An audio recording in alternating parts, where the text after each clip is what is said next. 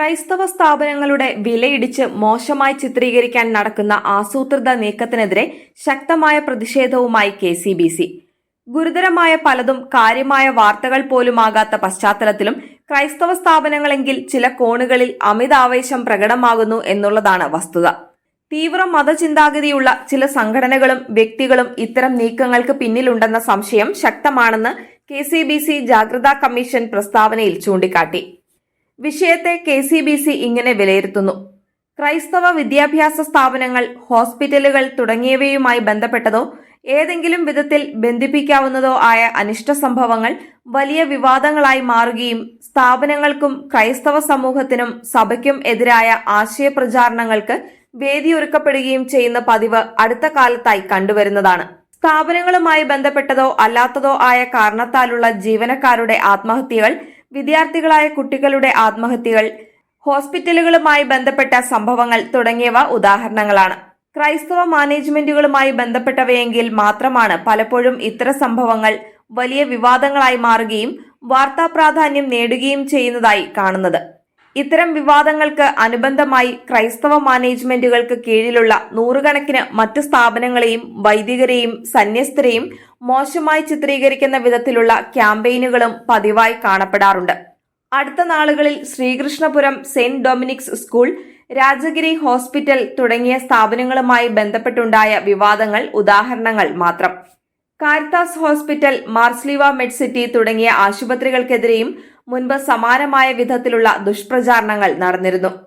Muvattupuzha Nirmala college, Kanhangad little flower school തുടങ്ങിയ വിദ്യാഭ്യാസ സ്ഥാപനങ്ങൾക്കെതിരെയും താമരശ്ശേരി രൂപത കോർപ്പറേറ്റ് എഡ്യൂക്കേഷണൽ ഏജൻസിക്കെതിരെയും സമൂഹ മാധ്യമങ്ങളിലൂടെ ഇത്തരത്തിലുള്ള നീക്കങ്ങൾ മുൻപ് ഉണ്ടായിരുന്നതാണ്.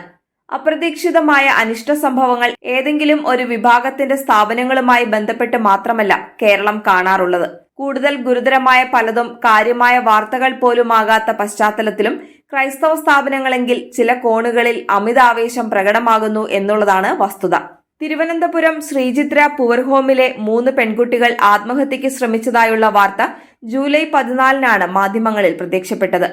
അതൊരു വിവാദമായില്ല എന്ന് മാത്രമല്ല, യാതൊരുവിധ ചർച്ചകളും അതുമായി ബന്ധപ്പെട്ട് കാണാനായില്ല. കഴിഞ്ഞ ദിവസം കുറ്റിപ്പുറത്തെ സ്വകാര്യ ആശുപത്രി ജീവനക്കാരിയായ കോതമംഗലം സ്വദേശിനിയായ യുവതി ആത്മഹത്യ ചെയ്തതിന് കാരണം മേലുദ്യോഗസ്ഥനിൽ നിന്നുള്ള പീഡനമാണെന്നും സമാനമായ പീഡന പരാതികൾ പലരിൽ നിന്നും ഉണ്ടായിട്ടുണ്ടെന്നുമുള്ള വാർത്തകൾ പുറത്തുവന്നിട്ടും ആശുപത്രിയുടെ പേരുപോലും പുറത്തറിഞ്ഞിട്ടില്ല.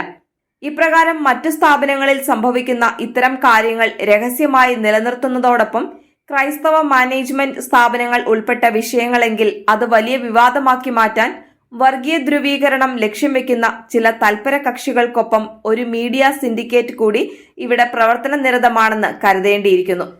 ജൂൺ 23-ന് പാലക്കാട് ശ്രീകൃഷ്ണപുരത്ത് വലിയ കോളിളക്കം സൃഷ്ടിച്ച 9ാം ക്ലാസ്സുകാരിയുടെ ആത്മഹത്യയ്ക്ക് പുറമെ കഴിഞ്ഞ ഏതാനും ആഴ്ചകൾക്കിടയിൽ കേരളത്തിൽ ആത്മഹത്യ ചെയ്ത കുട്ടികൾ നിരവധിയാണ്. ചാലക്കുടിയിലെ 15-കാരിയായ പെൺകുട്ടിയും തിരുവനന്തപുരം സ്വദേശിനിയായ പോളിടെക്നിക് വിദ്യാർത്ഥിനിയും, എറണാകുളത്ത് പാരാമെഡിക്കൽ 1ാം വർഷ വിദ്യാർത്ഥിനിയും, ഹരിപ്പാട് 5ാം ക്ലാസ്സുകാരനായ വിദ്യാർത്ഥിയും, ഇടുക്കി കുളത്തിന്മേടിലെ 17 വയസ്സുകാരനും അതിൽ ഉൾപ്പെടുന്നു. തിരുവനന്തപുരം ശാന്തിവിളയിൽ 4ാം ക്ലാസ് വിദ്യാർത്ഥിനിയായ 9 വയസ്സുകാരി ആത്മഹത്യ ചെയ്തതും ജൂൺ മാസമാണ്. ശ്രീകൃഷ്ണപുരത്ത് 9ാം ക്ലാസ്സുകാരി ആത്മഹത്യ ചെയ്ത് കേവലം 3 ദിവസങ്ങൾക്ക് ശേഷം ശ്രീകൃഷ്ണപുരത്തെ മറ്റൊരു സ്കൂളിലെ +2 വിദ്യാർത്ഥിയും ആത്മഹത്യ ചെയ്യുകയുണ്ടായി. ആലപ്പുഴ ജില്ലയിൽ കഴിഞ്ഞ 9, 10 തീയതികളിലായി 13, 15 വയസ്സ് പ്രായമുള്ള കുട്ടികൾ ആത്മഹത്യ ചെയ്തിരുന്നു. ജവഹർ നവോദയ വിദ്യാലയത്തിലെ 10ാം ക്ലാസ് വിദ്യാർത്ഥിനിയായിരുന്നു 15 വയസ്സുകാരി.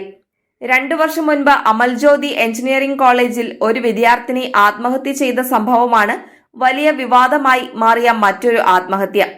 അന്ന് മൊബൈൽ ഫോൺ ഉപയോഗം ചോദ്യം ചെയ്തതും ഫോൺ പിടിച്ചുവെച്ചതുമാണ് ആത്മഹത്യയ്ക്ക് കാരണമെന്ന് ആരോപിച്ച് വിദ്യാർത്ഥി സംഘടനകൾ കോളേജിനെതിരെ പ്രക്ഷോഭത്തിന് നേതൃത്വം നൽകിയിരുന്നു. ഇക്കാലയളവിൽ വിദ്യാർത്ഥികളുടെ ആത്മഹത്യകൾ കേരളത്തിൽ ഒട്ടേറെ നടന്നിട്ടുണ്ടെങ്കിലും അക്കൂട്ടത്തിൽ ക്രൈസ്തവ വിദ്യാഭ്യാസ സ്ഥാപനങ്ങളിൽ പഠിക്കുന്ന കുട്ടികൾക്കിടയിൽ നടന്ന 2 ആത്മഹത്യകൾ മാത്രമാണ് വിവാദങ്ങൾക്കും മാധ്യമ ചർച്ചകൾക്കും വഴിയൊരുക്കിയത് എന്നതാണ് വാസ്തവം. ആ 2 സംഭവങ്ങളും കത്തോലിക്ക സഭയുടെ വിദ്യാഭ്യാസ സ്ഥാപനങ്ങളുടെ പ്രതിച്ഛായ തകർക്കാനുള്ള ആയുധങ്ങളായി സമൂഹ മാധ്യമങ്ങളിൽ വ്യാപകമായി ഉപയോഗിക്കപ്പെട്ടു. ഇത്തരത്തിൽ ക്രൈസ്തവ സ്ഥാപനങ്ങൾക്കെതിരെ ദുഷ്പ്രചാരണങ്ങൾ നടത്തുന്നതിനും പ്രതിച്ഛായ കളങ്കപ്പെടുത്തുന്നതിനുമുള്ള ആസൂത്രിത ശ്രമങ്ങൾ നമുക്കിടയിൽ നടന്നുവരുന്നുണ്ട് എന്നുള്ളത് വ്യക്തമാണ്. സംഭവിച്ചേക്കാവുന്ന പിഴവുകൾ അതത് സമയങ്ങളിൽ തിരുത്തി കുറ്റമറ്റ രീതിയിൽ മുന്നോട്ടു പോകാനുള്ള പ്രത്യേകമായ ശ്രദ്ധ ക്രൈസ്തവ സ്ഥാപനങ്ങൾക്ക് എക്കാലവുമുണ്ട്. മുൻകാല സംഭവങ്ങളിൽ നിന്ന് അക്കാര്യം വ്യക്തവുമാണ്. എങ്കിലും വാസ്തവങ്ങളെ തമസ്കരിച്ചുകൊണ്ട് നിഗൂഢമായ ലക്ഷ്യങ്ങൾക്കായി പ്രവർത്തിക്കുന്ന ഒരു കൂട്ടർ വീണുകിട്ടുന്ന അവസരങ്ങൾ മുതലെടുത്ത് ക്രൈസ്തവ സമൂഹത്തിനും സഭയ്ക്കും എതിരായ ദുഷ്പ്രചാരണങ്ങൾ തുടരുകയാണ്. തീവ്ര മതചിന്താഗതിയുള്ള ചില സംഘടനകളും വ്യക്തികളും ഇത്തരം നീക്കങ്ങൾക്ക് പിന്നിലുണ്ടെന്ന സംശയവും ശക്തമാണ്. ഇത്തരക്കാർക്കെതിരെ പൊതുസമൂഹവും ക്രൈസ്തവ വിശ്വാസികളും ജാഗ്രത പുലർത്തേണ്ടതുണ്ടെന്ന് KCBC ജാഗ്രതാ കമ്മീഷൻ ഓർമ്മിപ്പിച്ചു.